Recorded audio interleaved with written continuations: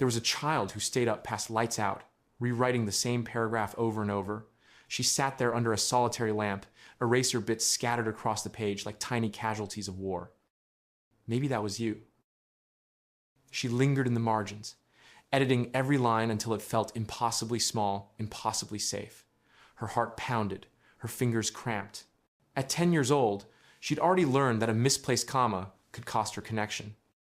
Her parent walked past the doorway, glanced at the paper, said, "Good job," and kept walking.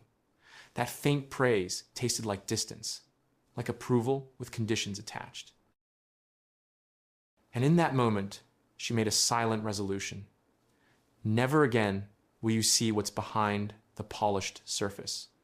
You only get to see the finished script. Never the rewriting, the trembling, the fear that I'm not enough. This is where a lifelong contract gets signed. Perfection in exchange for acceptance. And that contract follows you everywhere. Let me be clear about something. Perfectionism is not ambition. It's not being detail-oriented or having high standards. Those are beautiful qualities. Perfectionism is a survival strategy. You weren't taught that your worth is inherent, that you matter simply because you exist. You learned something else entirely. You learned that love arrives after you prove yourself worthy of it. You internalize that mistakes don't signal growth, they signal danger. In psychological literature, researchers call this performance-based self-worth. And here's what they've found. When people tie their value to their achievements, they become catastrophically vulnerable to depression the moment they perceive failure. A 2021 study proved this connection beyond doubt. Your worth becomes a variable, not a constant, and variables can drop to zero. But here's the twist that most people completely miss. Your nervous system didn't malfunction when it demanded perfection from you. It was trying to protect you.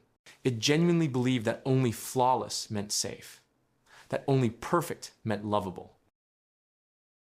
You weren't broken. You were adapting to an environment where your value had to be earned every single day. Let's peer inside the machinery for a moment, because understanding this changes everything. Neuroplasticity means your brain literally sculpts itself in response to your experiences. It's constantly choosing which neural pathways to strengthen and which to let atrophy. And repeated patterns of fear and performance reinforce these massive highways of hypervigilance in your brain. When researchers put perfectionists into fMRI machines and then show them their mistakes, something fascinating happens. Their anterior cingulate cortex lights up like a Christmas tree. That's the brain's error detection system. And here's the critical part. It stays lit long after non-perfectionists have recovered and moved on. Your brain literally cannot let go of the error. Cortisol surges follow every perceived failure. Your body treats social rejection like physical threat. Your amygdala screams alarm. Your HPA axis triggers a stress response. Your heart rate spikes, all because your internal wiring equated imperfection with danger to your survival. So when you hesitate for 20 minutes before sending a text message, when you delete 3 drafts of an email, when you refuse to share your work until it's absolutely perfect, you're not being lazy or difficult. You are responding to a nervous system that is convinced, down to its core, that exposure equals risk, that showing your rough edges means inviting attack. In The Body Keeps the Score, Dr. Bessel van der Kolk explains that trauma doesn't just live in our memories. It lives in our bodies, in our automatic responses, in the way we brace ourselves against a world we learned was unsafe. Your perfectionism isn't a personality quirk. It's embodied protection. If you've ever deleted a message 15 times before sending it, you're not alone. Share this with someone who needs to know their brain isn't broken, it's just trying to keep them safe. This pattern seldom starts with overt criticism. It begins in the softest words imaginable. I'm proud when you get good grades, versus I love you because you exist. Do you hear the difference? One makes love conditional. The other makes it foundational. You got straight A's versus you bring me joy just by being you. One celebrates performance, the other celebrates presence. Back in the 1950 seconds, Psychologist Harry Harlow conducted experiments that would change our understanding of love forever. He separated infant monkeys from their mothers and gave them two surrogate options. One was made of wire but provided food. The other was soft cloth but provided nothing material. The infants clung to the cloth mother even while starving. They needed comfort more than calories. They needed presence more than provision. His work, which he called The Nature of Love, proved something we instinctively know but often forget. We are wired for unconditional emotional presence, not perpetual performance. John Bowlby expanded on this in his groundbreaking work, Attachment and Loss. He showed that children build internal working models of themselves based on how caregivers respond to them. When the mirror of a caregiver only reflects your accomplishments, your being self learns to hide. You learn to show up as your performing self because that's the version that gets seen, that gets valued, that gets kept. Brené Brown describes this perfectly in The Gifts of Imperfection. She says perfectionism is not the same thing as striving for excellence. Perfectionism is the belief that if we do things perfectly and look perfect, we can minimize or avoid the pain of blame, judgment, and shame. It's a shield. But shields are heavy, and they keep love out as much as they keep pain out. Carol Dweck's research on mindset shows us the difference between a growth mindset, which embraces challenges and mistakes as learning opportunities, and a fixed mindset, which sees errors as evidence of fundamental inadequacy. But perfectionism is something even more toxic. It's a fixed mindset on steroids, where anything less than flawless becomes proof that you don't deserve to exist.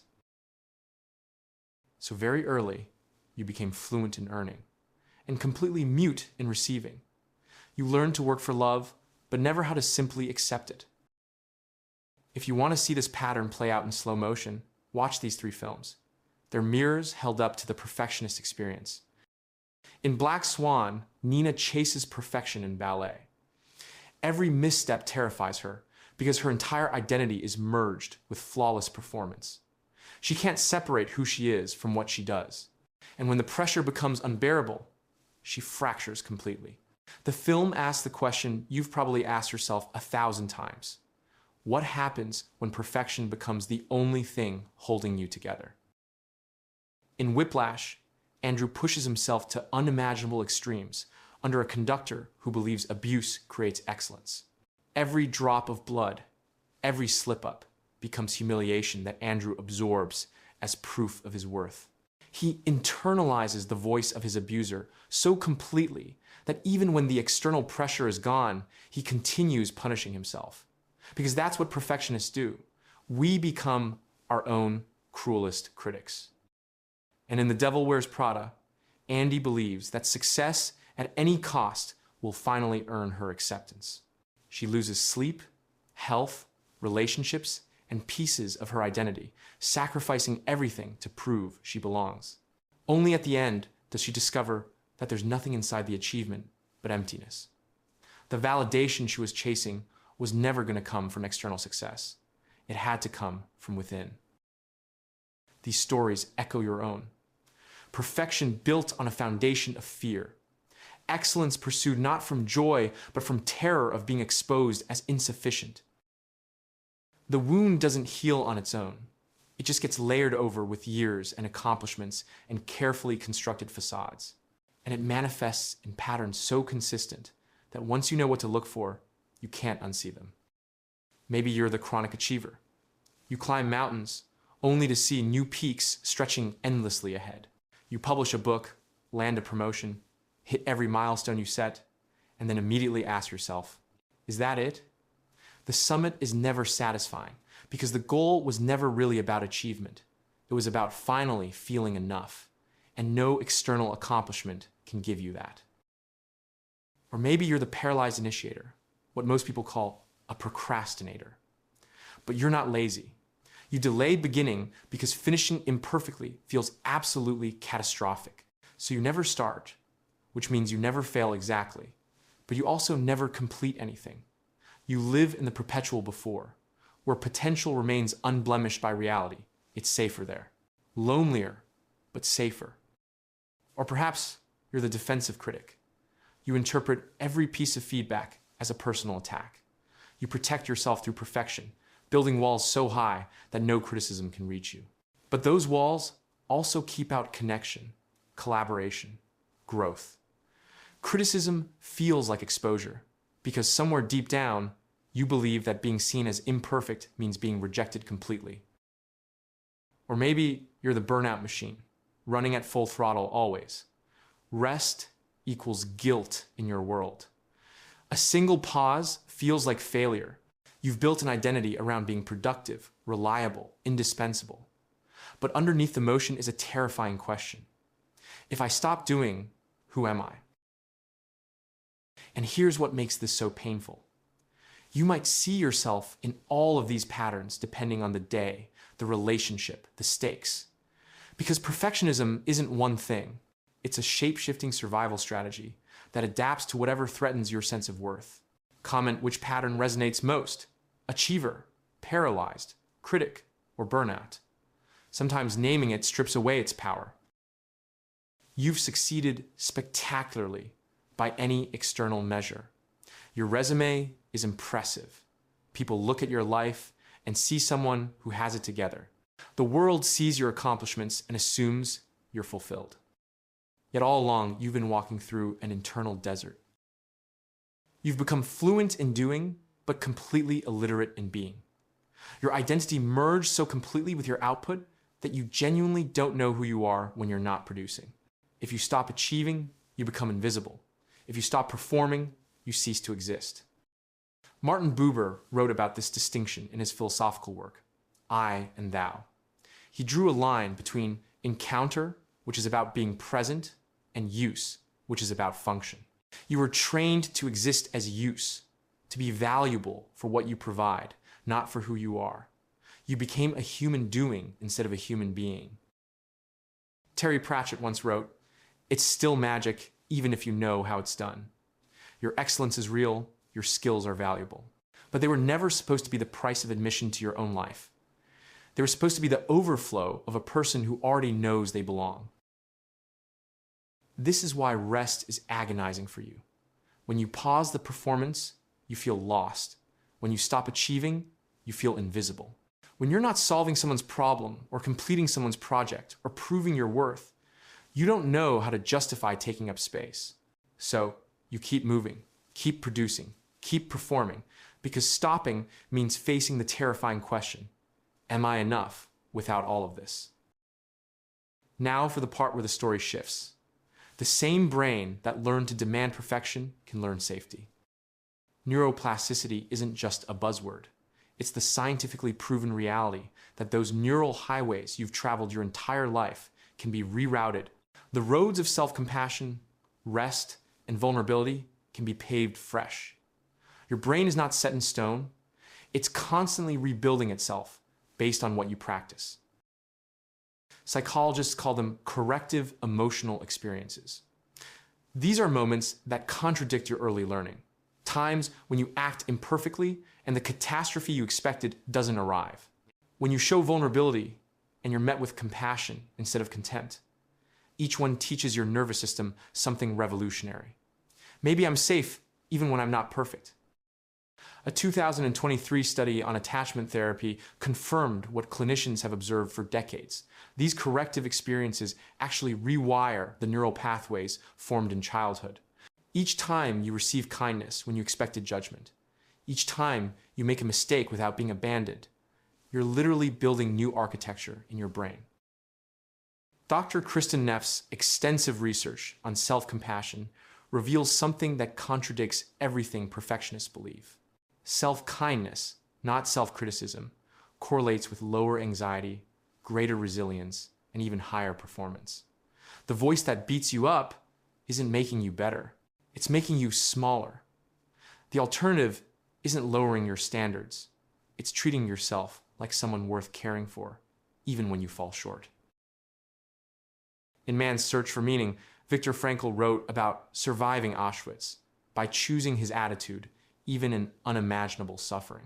He said that between stimulus and response, there is a space, and in that space lies our freedom to choose. You can choose differently now. You can re-choose.